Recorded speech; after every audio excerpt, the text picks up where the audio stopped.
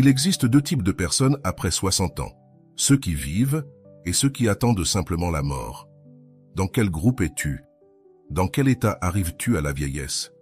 Ce n'est pas une question de chance, ni de génétique, ni de croiser les doigts en espérant que tout se passe de la meilleure manière possible.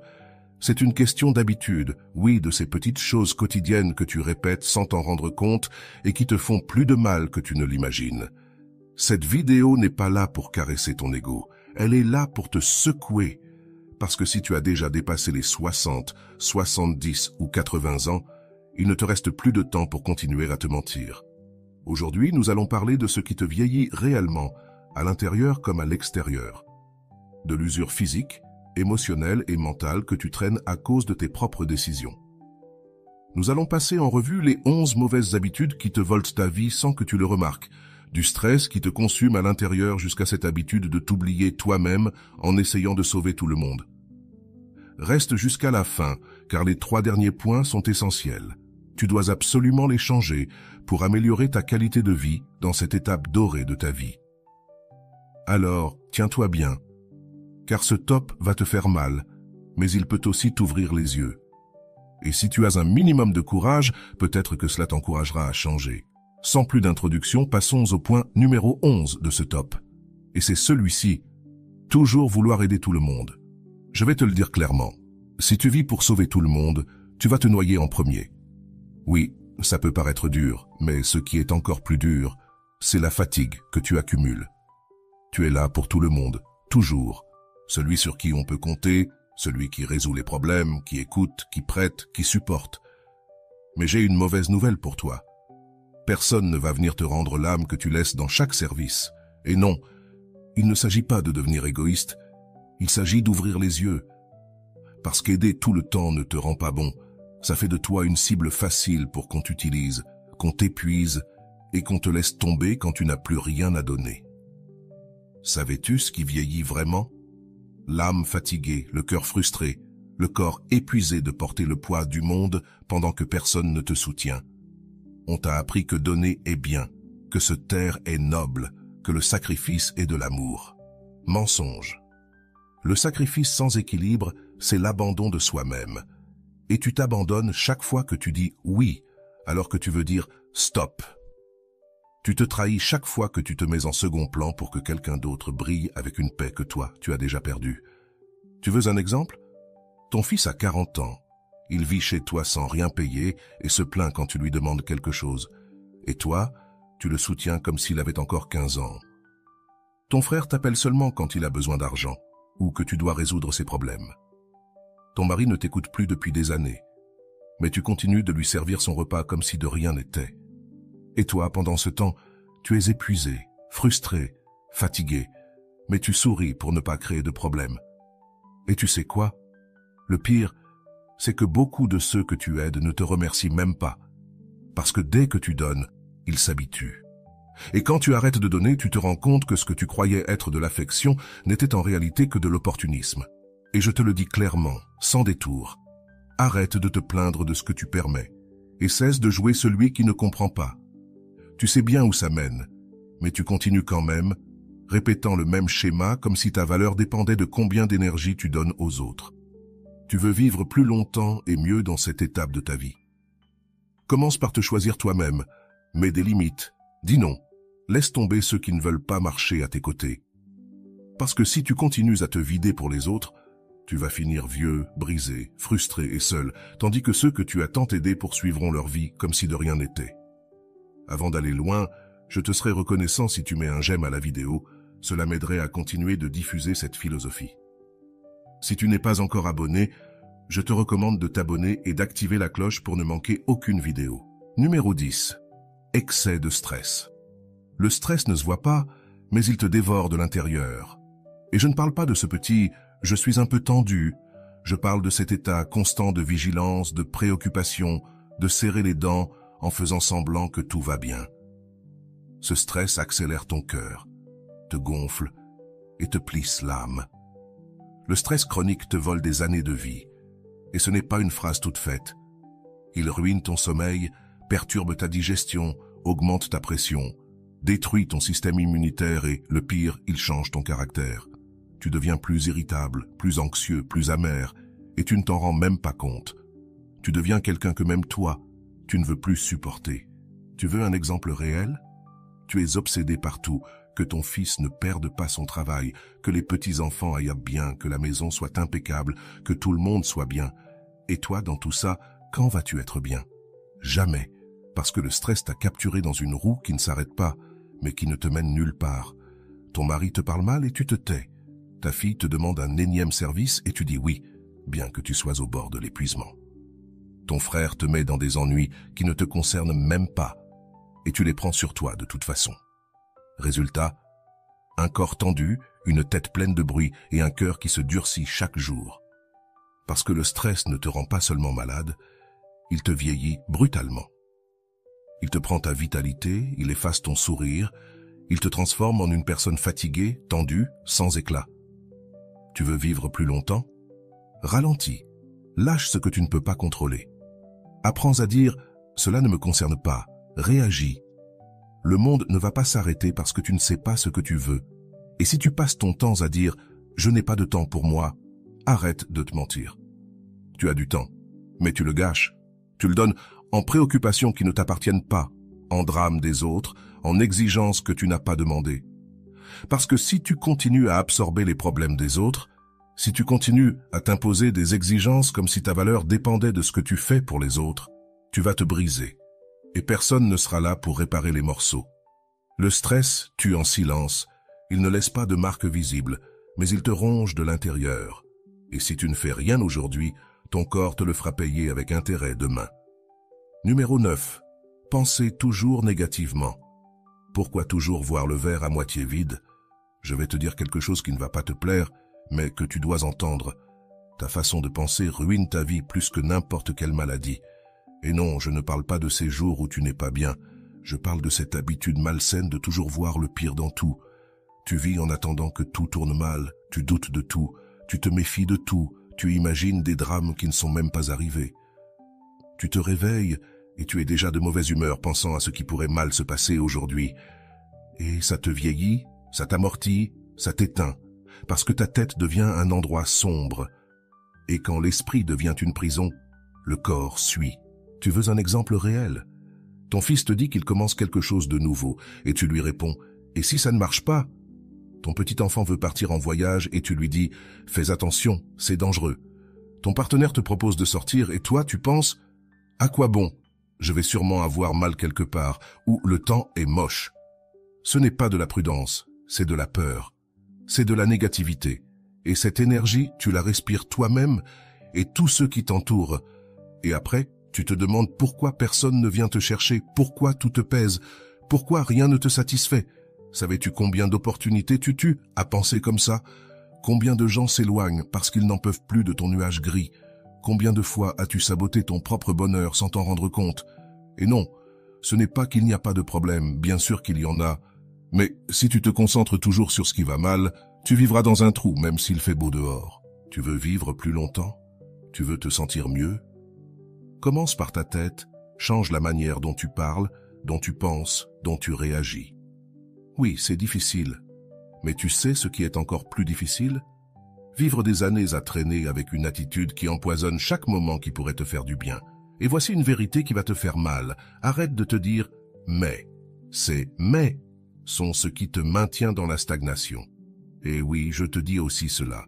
Tu n'es pas spécial simplement parce que tu souffres. Arrête de te lamenter et surmonte-le. Parce que si tu n'oses pas voir la vie avec d'autres yeux, tu vas continuer à répéter le même gris tous les jours, même si dehors il y a de la couleur. La négativité est un poison lent, tu le bois tous les jours sans t'en rendre compte, et tu es en train de te détruire. Alors arrête de toujours voir le verre à moitié vide. Parce que si tu n'es pas capable de voir ce que tu as, même si ta vie change, tu vas rester amer de toute façon. Numéro 8. Ne pas bouger. Avoir une vie sédentaire. Tu veux vieillir vite, te sentir lourd, perdre ta force, tomber malade et dépendre des autres? Alors continue de rester assis toute la journée, immobile, éteint, en laissant ton corps s'oxyder comme une machine abandonnée. Parce que c'est la vérité. Quand tu arrêtes de bouger, tu commences à mourir. D'abord, se meurent les envies, puis l'énergie. Ensuite, l'indépendance. Et un jour, tu te réveilles et tu ne peux même plus lasser tes chaussures sans que ça te fasse mal. Peu importe si tu as 60, 70 ou 80 ans, ce qui te détruit, ce n'est pas l'âge, c'est le manque de mouvement. Et non, tu n'as pas besoin de courir un marathon, tu as juste besoin de te lever, de marcher, de t'étirer, d'utiliser ton corps comme ce qu'il est, un outil de vie, pas une statue décorative. Tu veux un exemple? Ton mari est toute la journée devant la télévision et toi tu pries sur le canapé en prétextant « je suis déjà vieux ». On te propose de sortir et tu réponds « oh non, mon genou me fait mal ».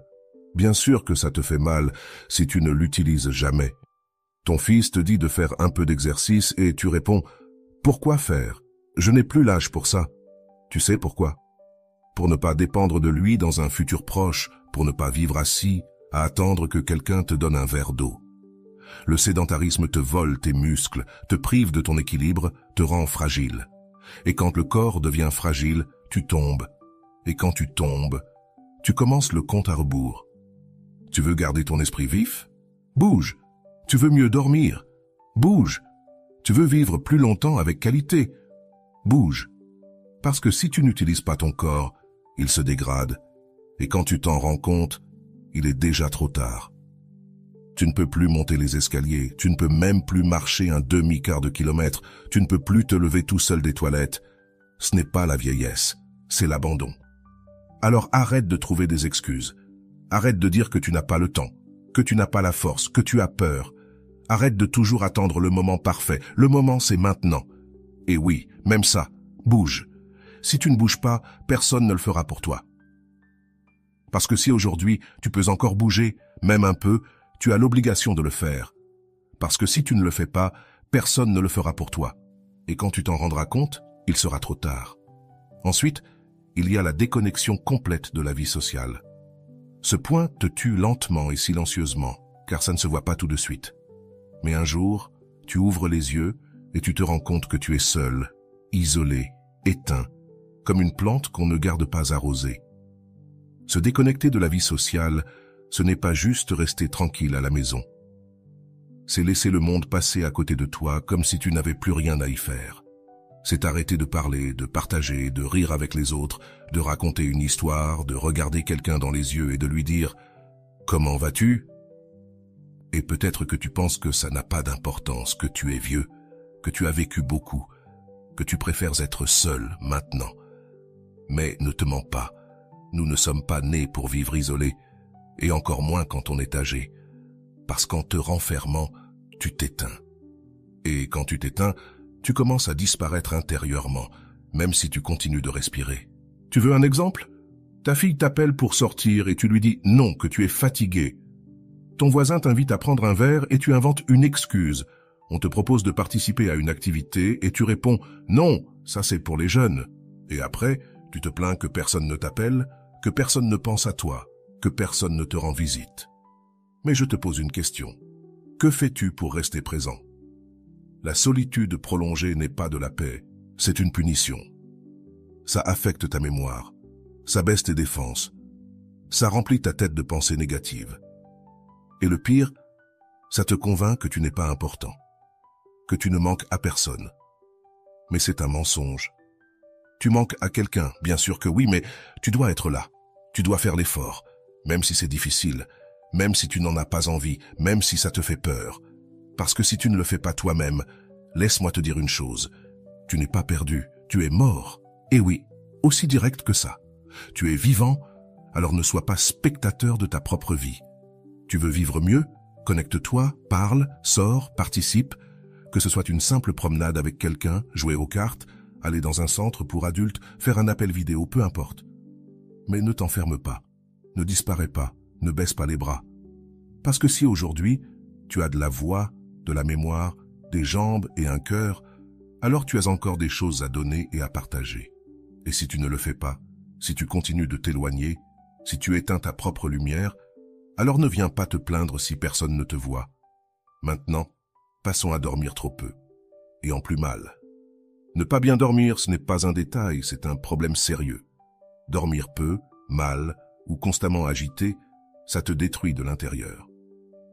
Et le pire, c'est que beaucoup de gens le normalisent comme si c'était juste une partie de l'âge, comme si c'était inévitable. C'est faux. Ce n'est pas normal de dormir mal chaque nuit.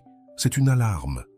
Dormir mal ruine ton système immunitaire, ta mémoire, ton humeur, ton métabolisme, ta peau, tes organes. Tout te fait vieillir à grands pas. Parce qu'en dormant, ton corps se répare, ton cerveau se nettoie, les émotions s'organisent. Mais si tu ne dors pas bien, rien de tout cela ne se produit.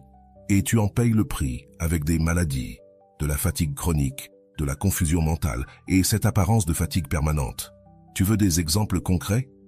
Tu te lèves et tu es déjà de mauvaise humeur. Tu n'as envie de parler à personne.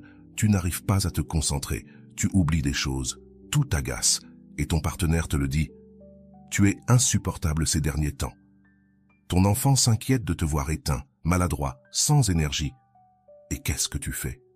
Rien. Tu te dis, c'est juste l'âge. Mais non, c'est que tu dors mal depuis des années et tu ignores le problème. Tu restes tard à regarder la télé avec le volume à fond. Tu t'endors avec ton téléphone dans les mains, la tête pleine de soucis qui ne te concernent même pas. Tu te réveilles 3 ou 4 fois pendant la nuit et tu ne fais rien pour résoudre ça. Arrête avec tes peurs. La peur ne paie pas tes factures et elle ne te rendra pas l'énergie que tu perds en continuant à repousser des solutions. Et quand ton corps ne se repose pas, il te le fait payer. Ta pression artérielle se déséquilibre, tes défenses baissent, tes émotions s'emballent, et oui, petit à petit, tu t'éteins sans t'en rendre compte. Dormir correctement n'est pas un luxe, c'est une nécessité fondamentale. Et si tu veux vivre plus longtemps et mieux, tu dois commencer à en prendre soin sérieusement. Consulte un médecin, change tes habitudes, réduis le stress, établis une routine.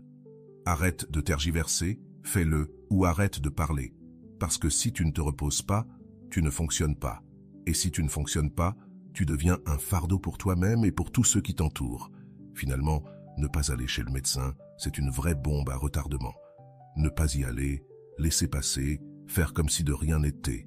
Cacher les symptômes avec une vieille pilule ou en disant « ça va passer tout seul ». C'est un mensonge, ça ne passera pas. Et si ça passe aujourd'hui, demain ça reviendra pire. Tu sais pourquoi? Parce que ton corps te donne toujours des signes. Et si tu ne l'écoutes pas, il te criera son mal avec de la douleur, de la maladie, ou pire. Ne pas aller chez le médecin, c'est comme si tu laissais un incendie commencer chez toi et que tu disais « Ah, ça va s'éteindre tout seul ». Tu veux des exemples réels? Tu tousses depuis des semaines et tu ne vas pas voir un médecin. Tu as mal à la poitrine, mais tu préfères penser que c'est à cause de l'air.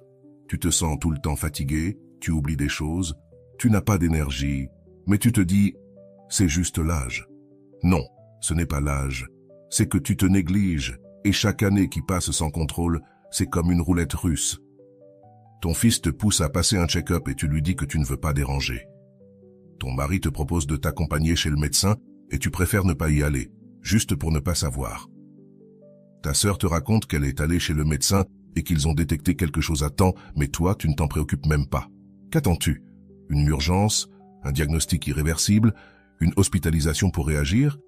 Aujourd'hui, avec un simple bilan sanguin, une échographie ou un contrôle de routine, on peut détecter à temps ce qui te tue sans crier gare. Mais toi, tu préfères ignorer, comme si l'ignorance te rendait immortel. Arrête de te mentir, tu n'es pas perdu, tu es juste effrayé. Pendant ce temps, tu te détériores intérieurement. Et quand ton corps dira « c'est assez », là tu te précipiteras chez le médecin. Mais ce sera trop tard. Tu veux vivre plus longtemps? Tu veux avoir une véritable qualité de vie? Alors aller chez le médecin, ce n'est pas une option. Ne t'effraie pas, mais fais-le pour te protéger. Parce que si tu ne le fais pas, personne ne le fera à ta place. Et si tu ne le fais pas pour toi, fais-le pour ceux qui t'aiment, car après, quand tout explose, ce sont eux qui devront courir pour te soutenir et te consoler. Alors oui, déclare-le à haute voix si nécessaire. Arrête de te dire que si tu ne te bats pas pour toi-même, qui le fera? Numéro 4. Avoir une posture corporelle négligée et ne pas prendre soin de son esthétique. Je vais te le dire franchement, l'image que tu donnes à l'extérieur reflète ce que tu portes à l'intérieur. Oui, je sais ce que tu penses. À cet âge, qu'est-ce que ça change? Je ne suis plus là pour être beau. La posture, c'est le moindre des soucis, on dirait. J'ai déjà vécu. Non, cette mentalité est toxique, Car quand tu te laisses aller, tu envoies au monde et à toi-même le message que tu n'en vaux plus la peine, que tu n'as plus d'intérêt, que tu as abandonné. Tu veux des exemples concrets? Tu te lèves et tu ne te regardes même pas dans le miroir. Tu t'habilles avec ce que tu as trouvé sur la chaise. Tu traînes dans la maison, les épaules affaissées, le dos courbé, le regard perdu. Tu croises quelqu'un dans la rue et tu baisses les yeux comme si tu voulais disparaître. Puis, tu te demandes pourquoi tu te sens invisible. Tu sais pourquoi. Parce que tu es en train de t'éteindre sans t'en rendre compte. La posture parle. Un corps courbé, lent, avec la tête basse et les bras croisés, cela transmet la défaite. Peu importe ton âge, si tu marches comme si tu n'avais pas le droit d'occuper de l'espace, le monde te traitera aussi ainsi. L'esthétique, ce n'est pas forcément se maquiller comme à 20 ans ou s'habiller à la mode.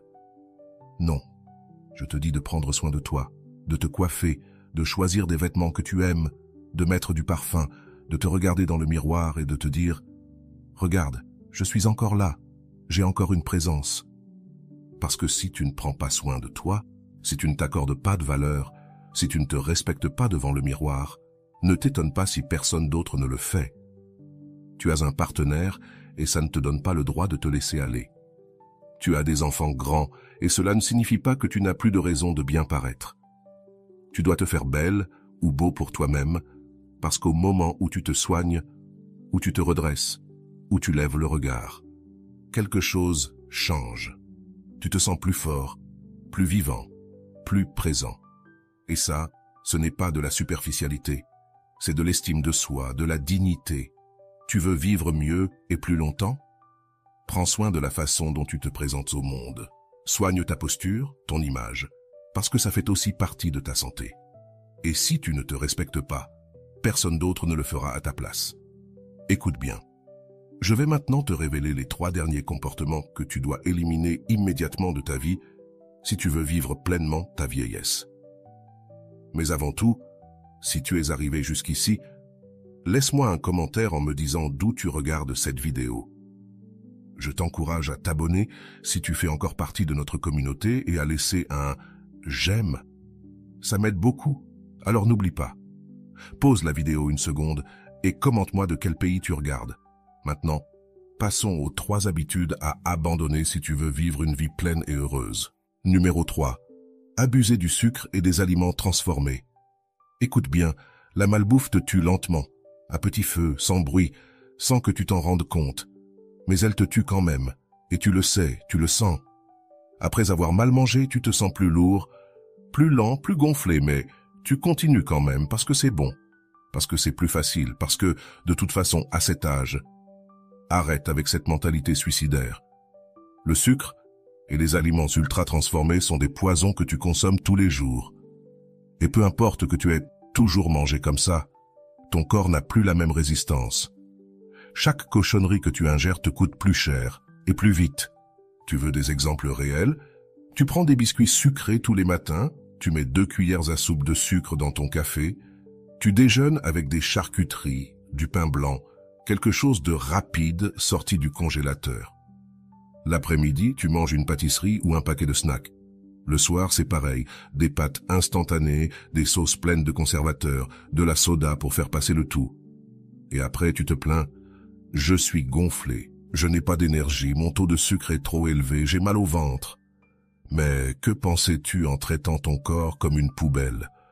Tu ne peux pas t'attendre à ce qu'il fonctionne comme une machine parfaite, et ne parlons même pas des effets sur ta peau, tes organes, ton cœur, ton cerveau. Oui, ton cerveau aussi, car trop de sucre et de produits transformés te brouillent l'esprit, te rendent plus irritable, te donnent des baisses de morale, tu deviens quelqu'un de moins motivé, lent, sans énergie, et tu n'associes même pas ça à ce que tu manges.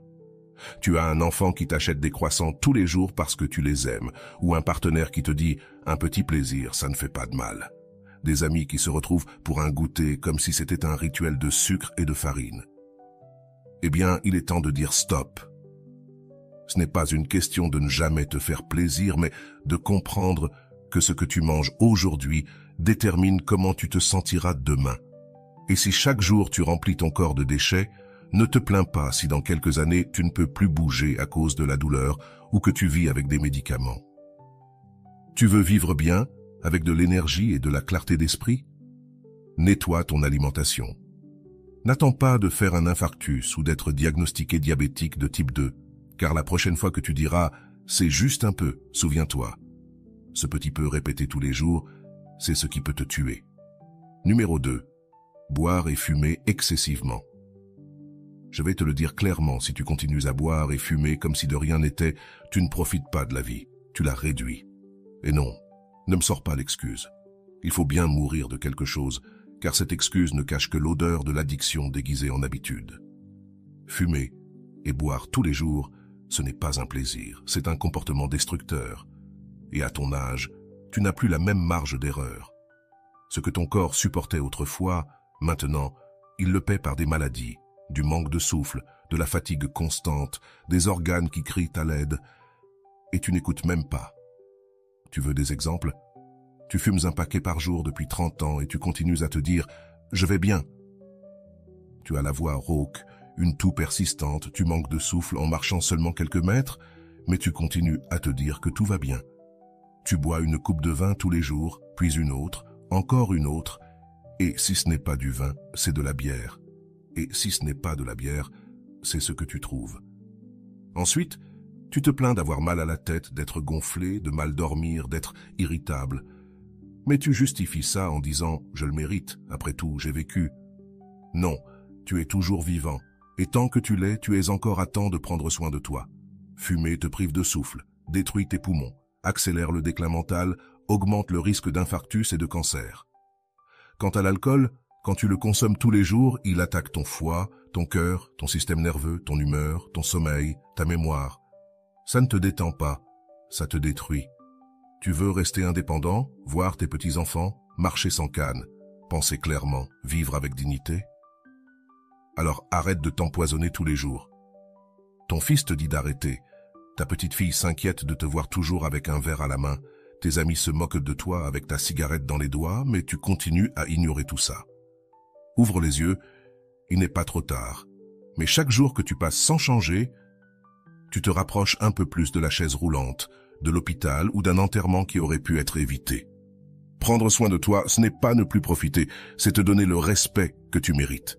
Et si tu ne le fais pas maintenant, ne te plains pas après, quand ton corps ne pourra plus suivre et que personne ne pourra plus rien faire pour toi. Numéro 1. Ignorer l'hydratation. C'est le numéro 1 parce que c'est tellement simple, et pourtant, la plupart des gens l'ignorent. Boire de l'eau, s'hydrater, prendre soin de ce que tu donnes à ton corps à l'intérieur. Toi qui as déjà dépassé les 60 ans, tu ne peux pas continuer à traiter ton corps comme s'il était jetable. Tu sais ce qui se passe quand tu ne bois pas assez d'eau? Ton corps commence à s'éteindre lentement. Tu te sens plus fatigué, plus lent, plus irritable, plus oublieux. Tes organes ne fonctionnent pas bien. Ta peau se déshydrate. Tes muscles s'affaiblissent. Ta digestion se bloque. Ta tête se brouille. Et tu penses que c'est la vieillesse. C'est faux. C'est de la déshydratation. Tu veux des exemples réels? Tu passes ta journée à boire des boissons sucrées et à manger des aliments déshydratés. Si tu veux vraiment te sentir bien, commence par boire suffisamment d'eau et donner à ton corps ce dont il a besoin. Tu bois du café, mais de l'eau, rien. Tu te lèves et prends une pilule après l'autre, mais tu ne bois même pas un verre d'eau pure. Ta fille te donne une bouteille isotherme et tu la laisses traîner dans un coin. On te dit de boire de l'eau et tu réponds « je n'ai pas soif ». Tu n'as pas soif, bien sûr, parce qu'avec les années, le corps ne te le signale plus, mais il en a toujours besoin pour fonctionner. Ne pas avoir soif, c'est une excuse. C'est un signe que tu es déjà déshydraté sans t'en rendre compte. Et pendant que tu penses qu'il n'y a pas de problème, ton corps se déshydrate de l'intérieur, comme une plante abandonnée. Tes reins souffrent, ton cœur se fatigue, ta peau se dégrade, ton cerveau s'embûche. Tu veux vivre plus longtemps? Tu veux te sentir plus léger, plus clair, avec plus d'énergie? Bois de l'eau tous les jours, sérieusement. Ce n'est pas une mode, ce n'est pas une recommandation d'un magazine, c'est une nécessité vitale. À cet âge, l'ignorer, c'est un suicide lent. Et ne viens pas me dire que ça te fatigue d'aller aux toilettes. Que préfères-tu, aller souvent aux toilettes ou finir avec un problème rénal parce que tu ne t'hydrates pas comme il faut? L'eau, c'est la vie. Et si tu ne donnes pas d'eau à ton corps, tu choisis de mourir plus vite. C'est aussi simple que ça, aussi dur que ça, aussi réel que ça. Maintenant que tu sais quelles sont les habitudes qui te font vieillir, j'aimerais entendre ta voix. Lequel de ces points te semble familier? Comment vis-tu ta vie aujourd'hui? Laisse-moi un commentaire ci-dessous. J'aimerais beaucoup connaître ton expérience et savoir ce que tu en penses. Et si cette vidéo t'a plu, tu dois absolument voir celle-ci que je te laisse ici pour continuer à te nourrir de sagesse à cette belle étape de la vie.